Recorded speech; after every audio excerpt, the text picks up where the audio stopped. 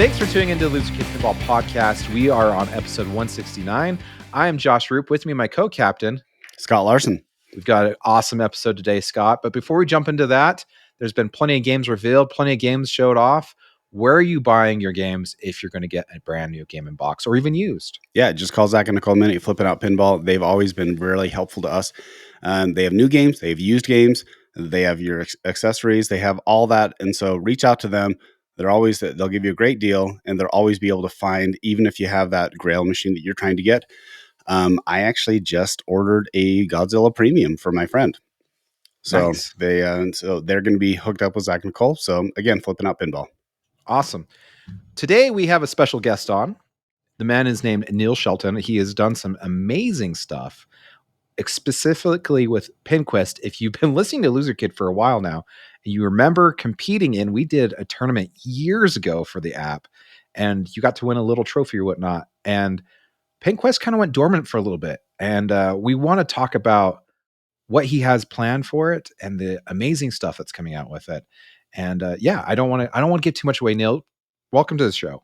Thanks for having me, guys. First off, okay, where did you originally did this concept back in like 2019, 2018, right? And yep. And back then you had this idea of like kind of doing online scores and stuff like that and competing nationwide. Where did this all come from? What made you decide, hey, I'm making an app and this is what I want to do to help pinball? All right. So backtrack to 2016 approximately. I bought a bunch of machines.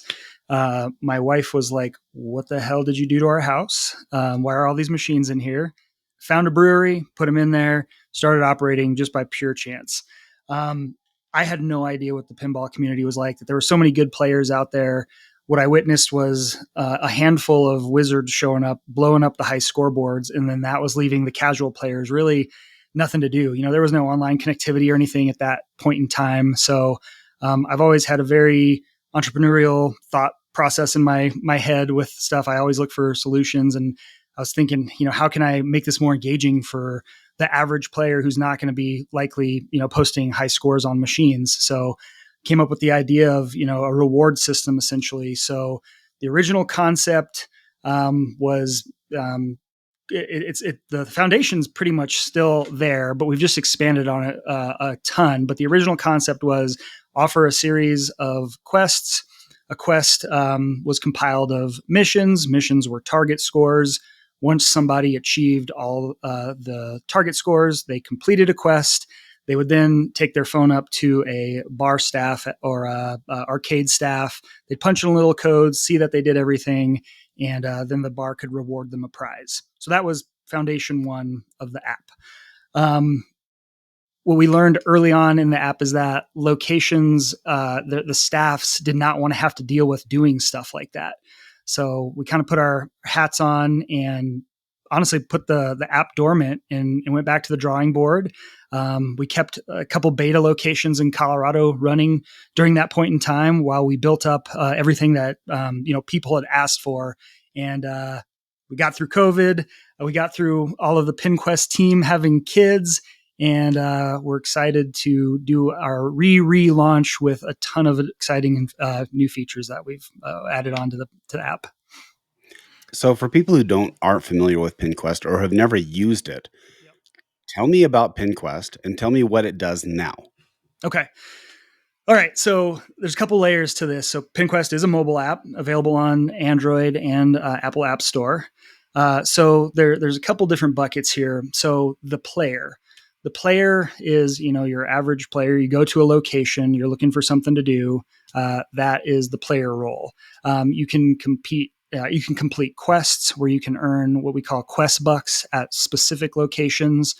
Some states we aren't able to offer that service, but you can you earn those quest bucks. You can redeem them for swag. The swag gets drop shipped to your house when you do earn that.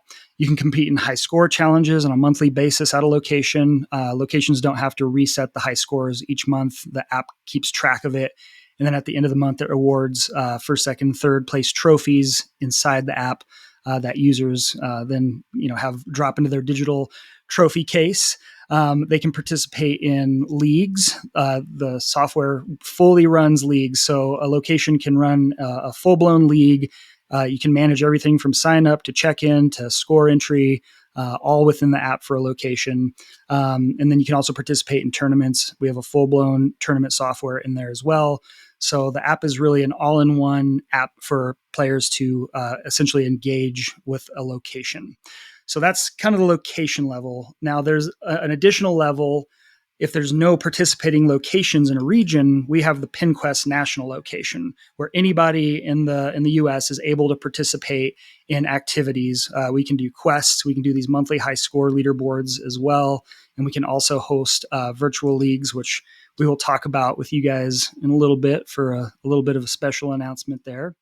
But that's the national level for the Pinquest location for players. For operators, this is really an all-in-one marketing suite to help drive engagement at your location. Again, you're able to offer your users these quests. You're able to offer the high score challenges. You're able to offer the leagues. You're able to offer the tournaments. You're able to offer that redemption gaming aspect of it that gives people something to come and play for. It adds so much more when you're able to play for some sort of award. People really enjoy that, and it's just I obviously have built this to help nurture traffic at my location, and the joy it brings me, like seeing people using something, the people that don't know me, when I go in there and I see everyone pulling out their phones and completing quests and doing tournaments and stuff like that. It's just so cool, and it feels really good that something like that is happening. You guys have questions about? I spit out a ton of stuff right there. One thing I want to point out, and I don't know if you really touched on this, I didn't hear it, but you're also the owner of Silverball Swag, and one of the perks is these quest bucks can earn you specific swag for the locations, and that's really cool. I'm a big fan of Silverball Swag, as you can tell. I'm wearing the 8-bit shirt. You can get it on silverballswag.com/lizardkid. I think it's awesome for operators that don't want to manage the product, but they want to have a product that is promoting their site or their location or their overall brand. But yet you're kind of taking that on the back end with taking care of, hey, I'm doing shipping, I'm doing all this stuff. You just got to be part of the app and you get that perk essentially. Yeah, exactly. So you hit the nail on the head. Locations that are able to offer the quest bucks, we handle everything. There's no inventory that they have to manage. When a user redeems their quest bucks for a prize, it all gets automated. It gets created on demand and drop shipped to the user's house. At that point in time, a location gets charged for that merchandise, but they're not having to keep, 30 shirts on hand in all different various sizes. And of course, you never have the right size that somebody wants when they actually come to redeem it. So it really helps out a location not having to keep that physical inventory. And yes, you are correct. We did take over the Silverball Swag Shop just a little bit over a year ago.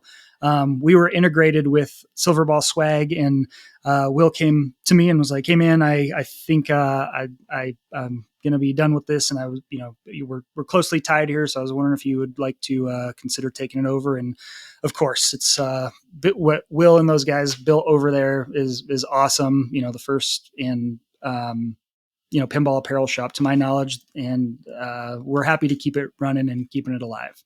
So for those that don't know, check out the website. We work with a lot of different content creators such as yourselves. You can get all kinds of cool apparel and swag and support your favorite content creators on there.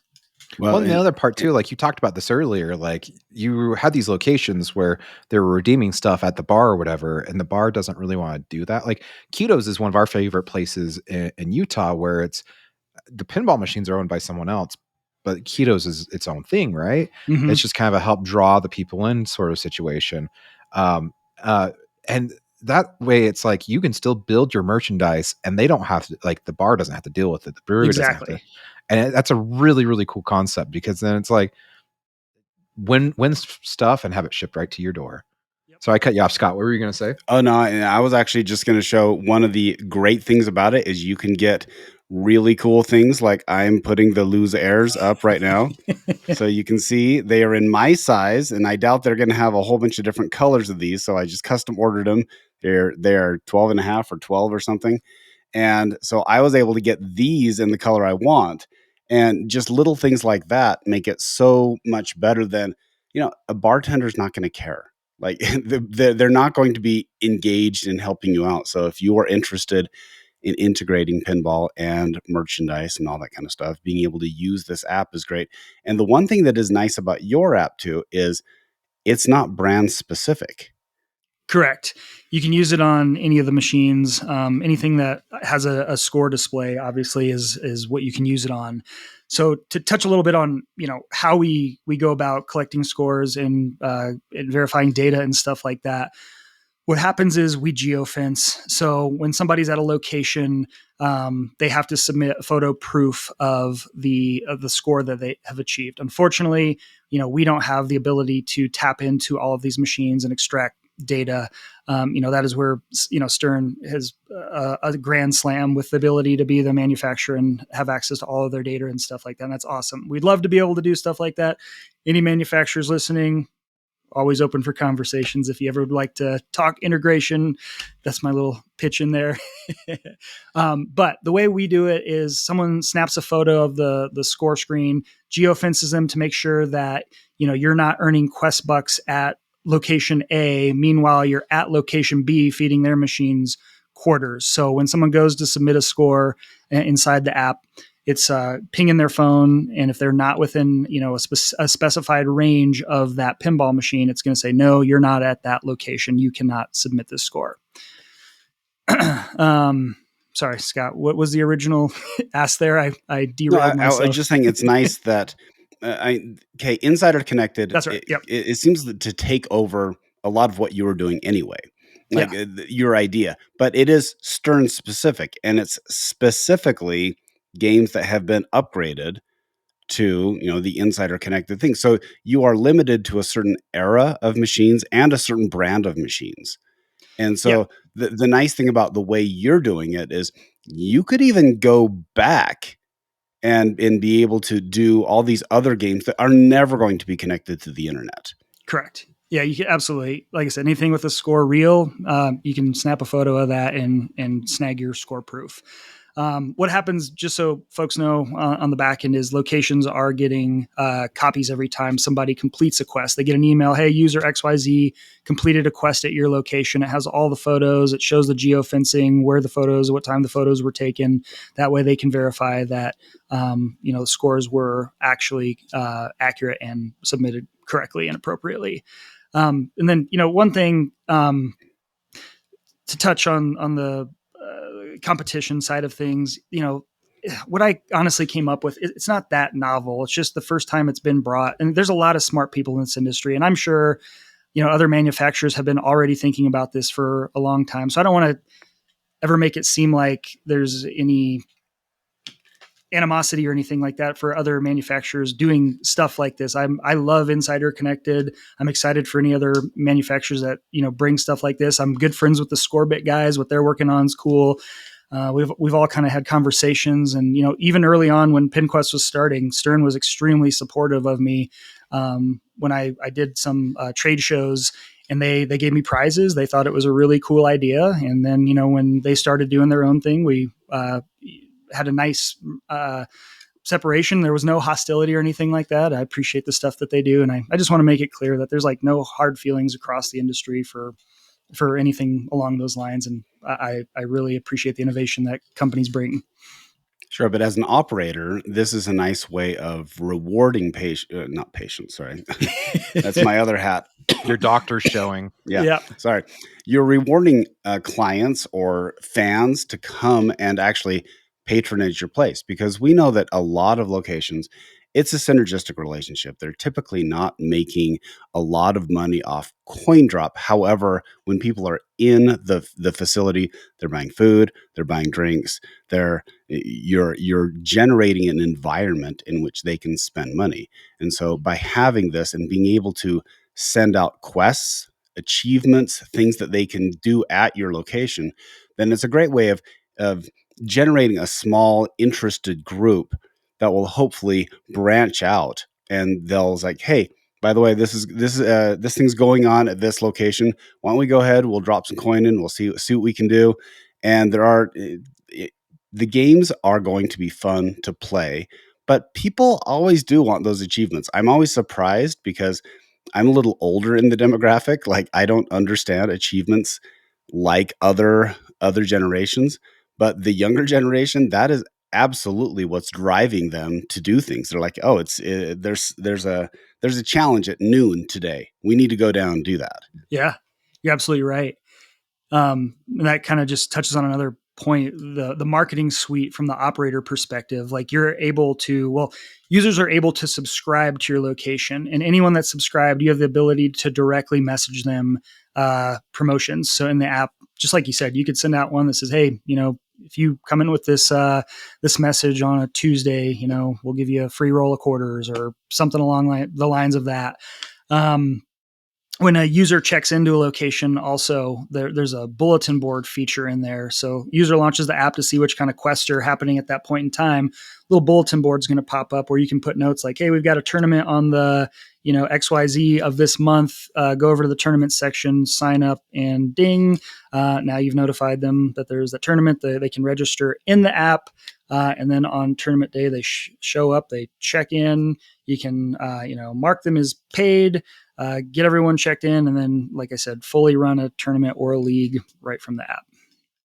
Well, and the other cool part too is so I live in a smaller town. I live in a town about 30,000 people, and there's a company that is actually starting to place pinball machines in locations throughout my city. The thing is, there's only like 3 or 4 in my town, so they cover all the way from Idaho through Utah, a little bit of Wyoming, a little bit of Colorado. So a product like this, if they were to tie all their stuff together and do it as their amusement app, there's like a maintenance thing too. So like, I go to play the game and I know the people, so I just called them, said, hey, by the way, did you know like the rubber ring on your Congo on the top flipper broke off? You really need to come fix this because it's absolutely useless if you can't play with that. And it's shoved down into the trough, so the ball can't get back in there. And with them living up in Idaho, it's not the closest drive, but Yep. if you have this app, people are more likely to be like, oh, is there a problem? You take a picture of it, you send it into the maintenance thing, and you're notified instantly as an operator of like, hey, your product's not working properly. And sadly, if you live far away from machines that you operate throughout a state or whatever, that helps you a lot more because you're obviously not in that town and you can't be checking up on it every weekend or even once a month. Yep. Yeah, you're exactly right. So it's a report maintenance feature that we have in there. So when someone's using the app at your location, they can tap a little icon that says report maintenance, it'll pull up a list of all their games. They select the game, they type out what's wrong with it, they hit submit, and just like you said, ding, email pops up for the operator. They now, have a record of what's broken on a game. And in my opinion, nothing is better than an actual user submitting something like that. A switch, check switch notifications, nice. But when someone's telling you exactly what's wrong, like, hey, there is a ball stuck under that ramp, that helps out immensely. So yeah, thanks for touching on that. Yeah, I just think that it's a brilliant idea. Like, really, it's funny to me that this hasn't been done yet because there's so much of like common sense use to this app.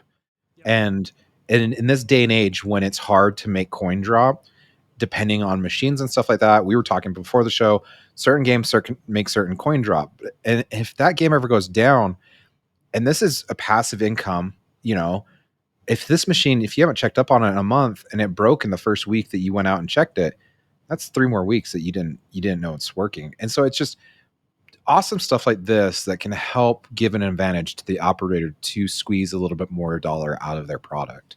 100%. Before I had this in my own app, I would go in, once a week and check on the games, and there'd be out of order signs on, sometimes 5-6 games. And I'd be like, oh boy, my Saturday is going to be a blast.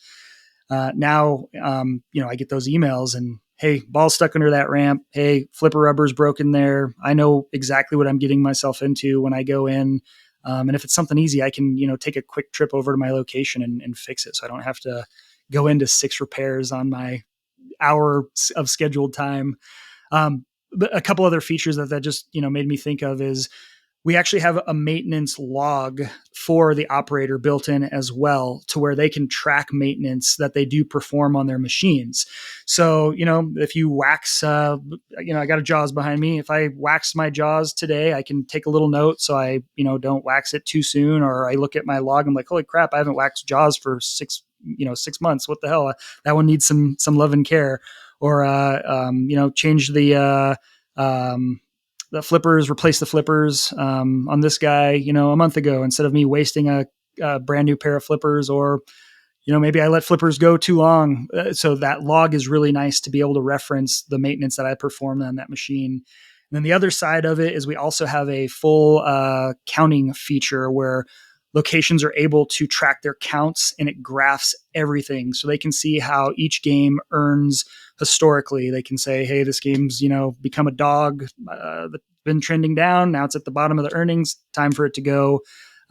So that's something that is really helpful in, weeding out which games need to go when it comes to be that time.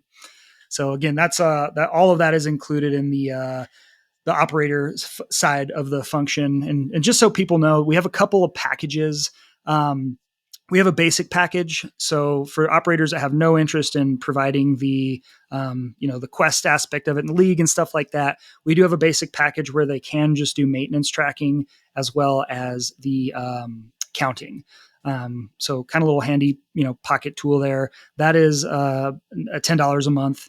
And then for locations that do want the full suite of Pinquest, if they're in a state that allows redemption, it's $29 a month. If they're in a state that does not allow redemption, it's $24 a month. So we do have options there. And just to briefly touch on why some states can and can't, this was actually something that kind of delayed our launch. We didn't really realize how gambling and redemption laws, how broad they were. So got in touch with a redemption attorney, awesome guy, would actually be someone great for you guys to even interview. Just he's in his 80s. He's worked for Sega and all kinds of big manufacturers over the years, and just really cool history. But talking to him, made it really clear that we needed to make sure, all of our T's were crossed and I's were dotted, because you don't want to put yourself in situations where, gambling commissions or anything like that get involved. That's awesome. Actually, I think the maintenance would be a huge plus for an operator. Do you like on my car, I hop on and it gives me a light and it says, hey, you may need to check the oil, or you may need to rotate the tires. Do you have features like that too? As far as automated, just automated. Hey, you can say, I get heavy play, I get light play. And these are just brainstorming ideas that, sure. Hey, maybe you should schedule like a waxing job every 8 months if you have a light play, or every 2 months if you have a heavy play, or something along those lines. Sure. Spend 2 years, replace the batteries on Shadow, because they're going to bleed acid all over your circuit board. Your battery's going rancid and blowing out your board. Yeah. Yeah. No, nothing as far as scheduling goes. We are always open to suggestions and stuff like that. Something I'd like to add to is an inventory section, so operators know exactly what parts they do have on hand, and if they need to place another order. So, we're always willing to take considerations for app features. And honestly, that's how we got the app to where it is. We had so many people saying, add this, add that, do this, do that, that it really made us step back and say, okay, we need to kind of shelve this thing. And until we get this thing to where we feel like we've covered almost as broad of a net as we possibly can, we're not relaunching this thing. I didn't want to put something out that was 50% complete, tell people that, features were coming, when in reality, I had no idea how long it was actually going to take to get these features out. None of the staff over here, this is none of our a full-time thing. This is a passion. We all have our day jobs, and when you're dealing with code and building apps out and stuff like that, it takes a lot of time. So just wanted to make sure that we were actually putting out a complete and finished product before we did go live again. That would be interesting if you had like even a home option, because that would be something that I may be interested in, even like a low maintenance thing where I put my games in and I don't have a log of the last time I've waxed my games, or even things like that. And so that would be just kind of an interesting way of encouraging people to say, hey, these are the expected maintenance things for the use. And because I know there are some pinball machines that are in a retro arcade up north, and I went there, and the Tron that they have, it's a Tron LE, and it is so black you can't even see the playfield because it's had so much use. And so even for something like that, because I would bet a lot of operators have no idea what the basic upkeep is for a pinball machine, because it's totally different. I mean, I have an Area 51 machine right next to me. There's no upkeep on that as long as the shooter's working. Exactly. Yeah, I'd say that's the biggest. Like, hey, anyone listening to this that's thinking about operating, like, well, okay, but that's what I'm saying is you could give them, this is like a training wheels for, hey, if you're thinking of opening up, a few on location, here's just some basic things that you can keep your games running and optimized, because everybody knows it can be so painful to play games on location, especially if you have games at home, because your games at home, they're leveled, they're waxed, the flippers work. And half the time you go to a lot of these locations and there's like one of the flippers has no rubber. One of the flippers is like misaligned, or the kicker's broken or something like that. And it discourages people from going to play those games. Oh, 100%. And I personally believe that what might have, helped kill pinball originally back in the day was bad operators. Oh, 100%. I remember going places when I was a kid, put a quarter in, you never knew if the right or left flipper was going to work, or both. And, that sure makes you want to plug another one in. So I think for the health of the hobby in general, I think it's awesome that all of us absolute obsessed enthusiasts have essentially taken over and, become the operators of the modern day. Yeah, if I were an operator, I guess that these questions that I'm asking, these are things that I would hope would be future releases into the app to say, Sure. hey, this could be like training wheels to say, hey, you're just getting into pinball. This is what you need to know. You're right about going and playing pinball. When I first got into pinball, we took our kids to a Chuck E. Cheese, which I'm pretty sure has been condemned at this point. But my wife's like, hey, they have a pinball machine over there, because I that was when I had like 3 machines at home. Yep. And I walked over, and it was a Pirates of the Caribbean. It was a Stern, and it looked like it had gone through the maelstrom. Yep. It was completely like the rubbers were gone, the flippers were misaligned. I don't even know if the upper flipper, getting up into the whirlpool worked. I mean, it was so hammered. And I don't think it ever had one bit of maintenance the entire life of this machine. I feel bad for this machine, wherever it's limping along somewhere. Yep. So I've been thinking of 2 questions. So the first one is, you talked about cost and whatnot. Yep. The app is still free to the end user, right? Like if you want to play the tournaments, if you want to do the leagues, it's still free for everyone on the App Store, right? 100%. For the end user, it is absolutely free. It's free on the App Store, no subscription, no cost. Perfect. Second question is, you talked about tournament and you talked about like adding scores and stuff like that. One thing about match play is you obviously have scorekeepers, and then they can just put in the app, like the score, someone raises their hand. Yep. They come over, they type it in. Is that how this app works too? Or is this, how does it work on that end and stuff? Yeah. So there's going to be a tournament director or a league director that has access to do all of it on the app, on either the iPad or phone. It even actually works on a PC. So the app is cross-functional, but yes, we do have to call somebody over, mostly for officiating purposes. With league, I toyed with the idea of doing all the score entry as players go along. The problem is technology. Wi-Fi signal gets lost after a bunch of league plays, loses all the scores. What's going to happen? So, ultimately we ended up with just, hey, let's use traditional league sheets, turn them into the league manager at the end of the week, and the league manager is going to input all the scores. All of that is done in app. But to answer your question, yes, everything is done inside of the app for tournaments and league. But there is the admin actually inputting the information. I don't know if you've got this in there, but you should have like an IFPA rule book in there of just just because like, I don't know. So one of my first tournaments Just I ever random did, stuff. Yeah. yeah, like That's a great idea. I can't remember if I've told the story on. I probably have. So one of the first tournaments I did, I was in the final four. I was playing third. I already beat 1 and 2 on ball 3. And sorry, no, I was playing fourth. I apologize. I already beaten 1 and 2, and then ball 3, the gentleman got up there, was so mad, he stuck his knee through the front of the game, rage tilted, it screwed up the whole game. The other two looked at me because they'd never done a tournament before. Like, we don't know what we do this. The guy was so embarrassed, he just left. Like, he just grabbed his bag, He just ran and left. and we tried to start a new, like, oh, you're supposed to start a new game. I guess if they had known, they should have known that, like, oh, like 1 and 2 had already lost. I think they had already completed their game, and at that point, you weren't going to lose. Yeah. And so.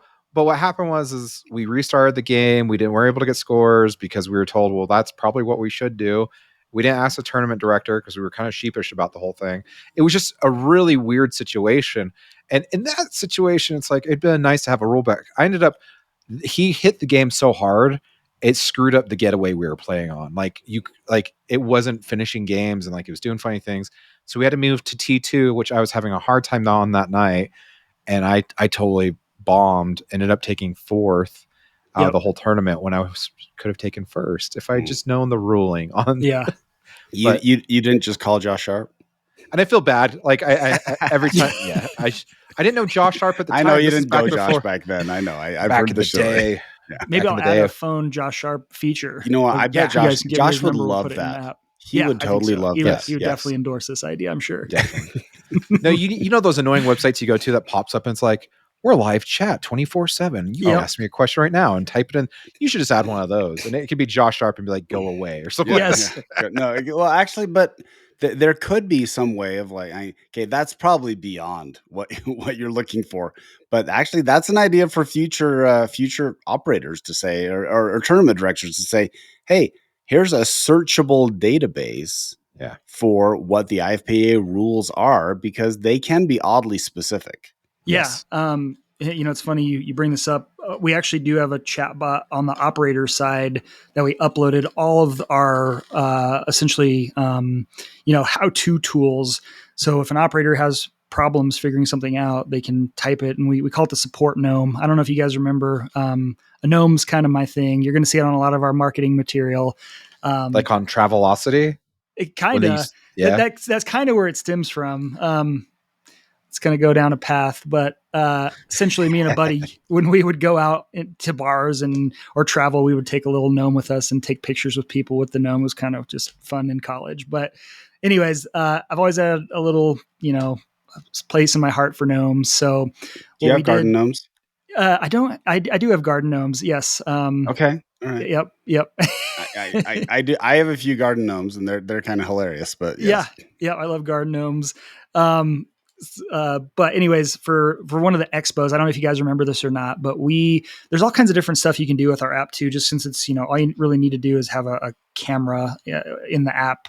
Someone's phone has a camera. Like we did a scavenger hunt at Expo in 2020 where I had a bunch of gnome decals and I hid them all over Expo. I put them on back glasses. And so that was one of the tasks. One of the quests was to find the 10 Pinquest gnomes.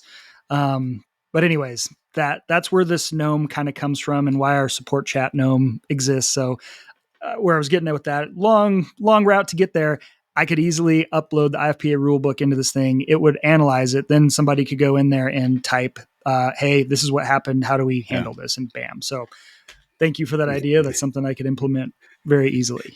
Nice. I got donkey kicked and I can't walk. Oh. That's why you have to stand back when someone's playing, because some guys are crazy. Yeah. Oh yeah. Yeah. I didn't realize how competitive tournaments could get when I first did it. Like the first tournament I held, we have a regular, he's one of my really good friends now. He said, hey, you should hold some tournaments. And I was like, oh, that's going to be interesting. What the heck? Let's give it a shot.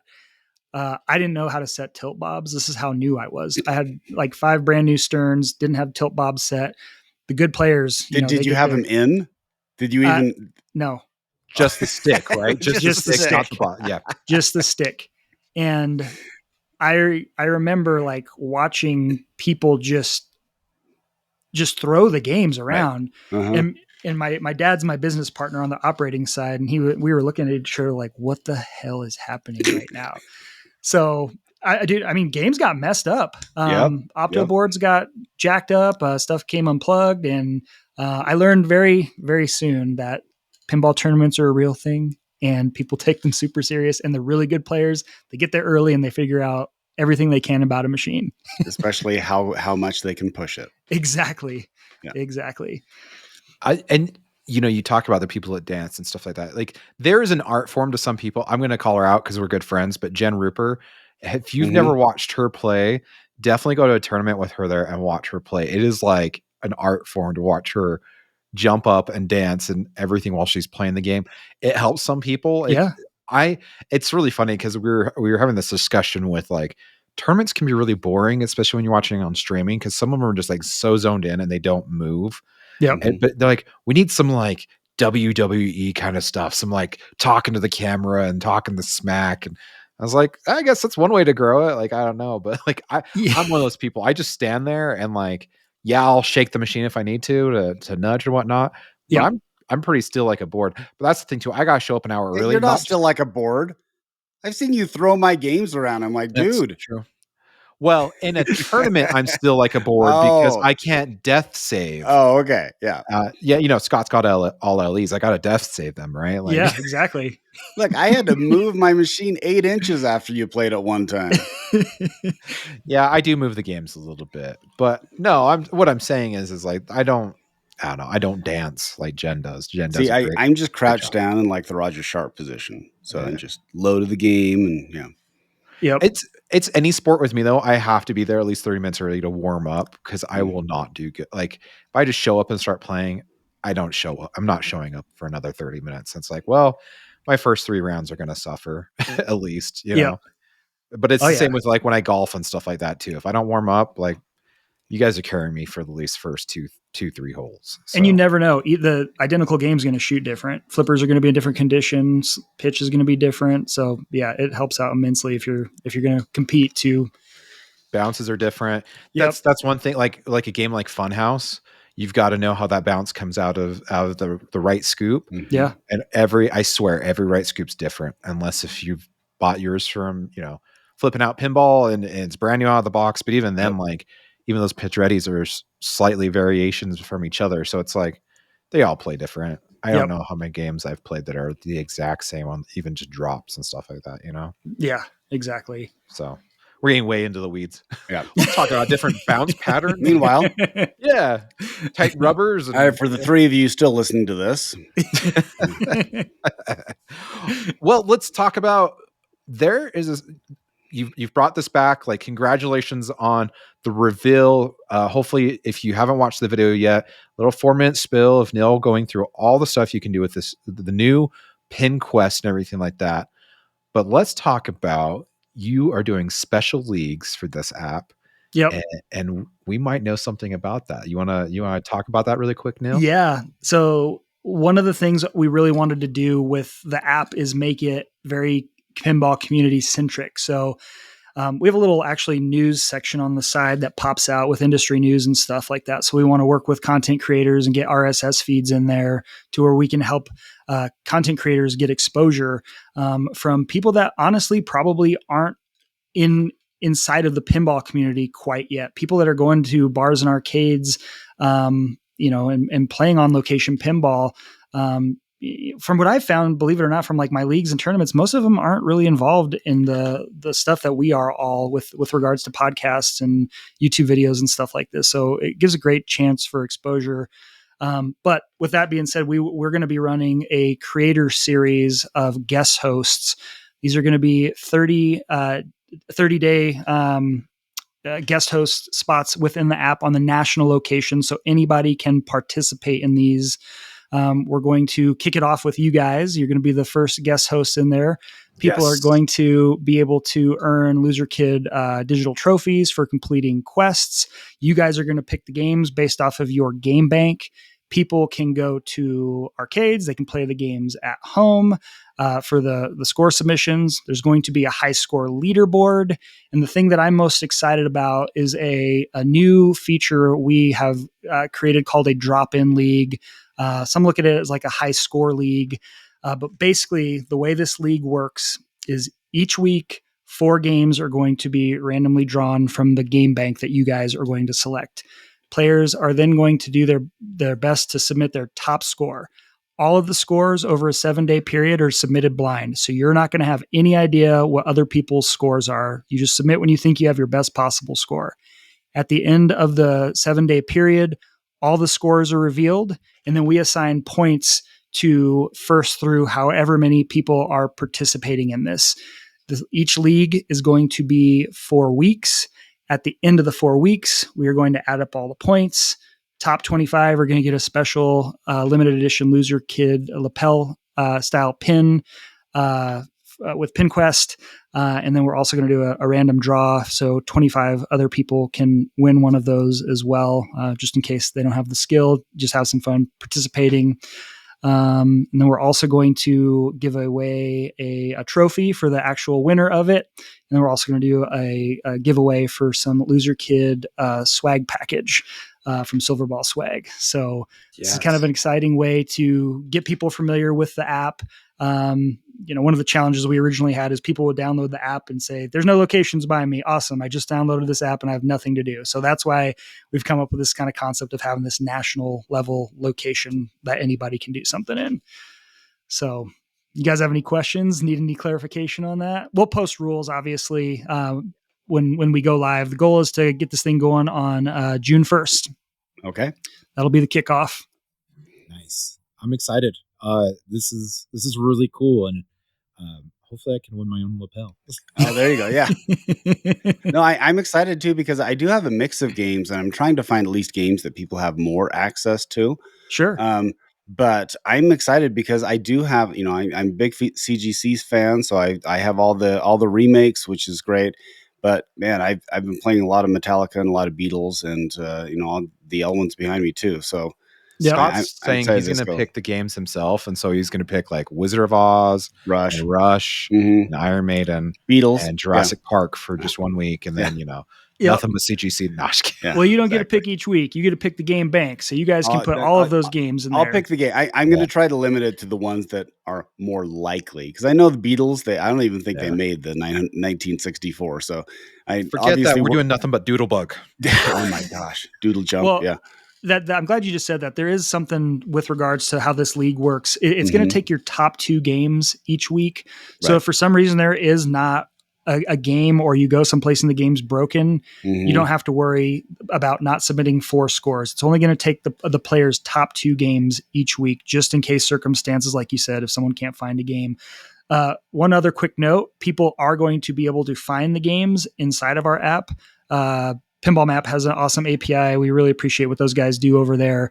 And we do integrate with their API. So, when we're running this league and they see a machine, people will just be able to say, hey, find this machine. As long as people have their Pinball Map updated, you'll be able to find whatever machines we're throwing in here. So this is going to benefit other locations as well. That aren't subscribing to the Pinquest suite. They're going to have players probably coming in there and trying to complete these league scores and quests to earn these potential prizes. Awesome. Neil, this is amazing. Like, seriously, I'm excited for this. I'm excited to see where this goes. Like, this is, you're doing such an amazing job to help build the community and offer something that is genuinely pushing pinball forward. And so just from all of us in the community, thanks for doing this. This is really, really cool. And I hope this takes off. And I really appreciate the support, guys. Yeah. This is a great opportunity to cross boundaries with multiple games. Also, everything you're doing with Silverball Swag, it's been so fun for us because we've been playing with it a lot. Josh has done some great jobs of getting some really unique stuff for our, for us. And so we've had a great time with it. So we really appreciate everything you've done for us. Well, thank you guys so much. Appreciate working with you guys. You guys are awesome, and keep up everything you're doing. We were talking earlier. it takes a long time to build up what you guys have, a lot of dedication and consistency, and you guys have done a fantastic job. Thank you. Neil, if you want someone to get a hold of you, what's the best way they can get a hold of you? Yeah, I can be emailed, neil@playpinquest.com. You can follow us on all the socials. We're going to start being a lot more active here once we launch this thing. So keep an eye out on us, Facebook, X, Instagram. That is the places to find us. Awesome. And how can they participate in our month of games? Yep. So you'll download the Pinquest app, and then you will simply click find a location inside the app, and then the national location is going to pop up right away. Again, anyone in the U.S. can participate inside of this challenge here. They'll be able to sign up for the league, and then we will post those league scores.